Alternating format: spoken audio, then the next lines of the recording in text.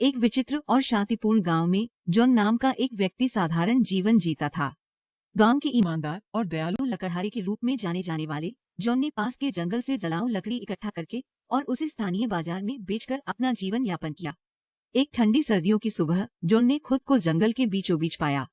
जैसा कि भाग्य को मंजूर था, उसे टूटे हुए पंख वाला एक कांपता हुआ पक्षी मिला। उसके भीतर करुणा उमड़ पड़ी।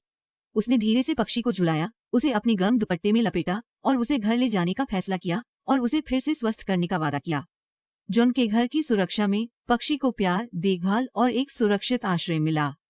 जॉन ने इसे पोषण और आराम प्रदान किया।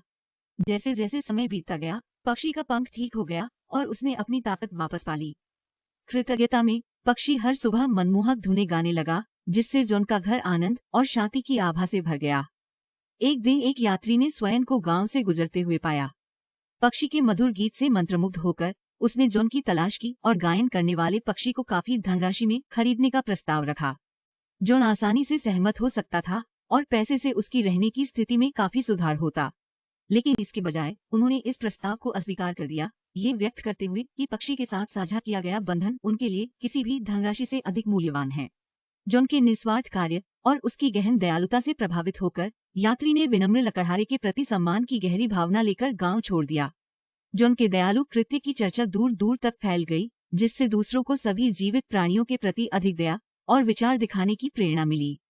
और इसलिए कहानी एक अमूल्य सीख के साथ समाप्त होती है।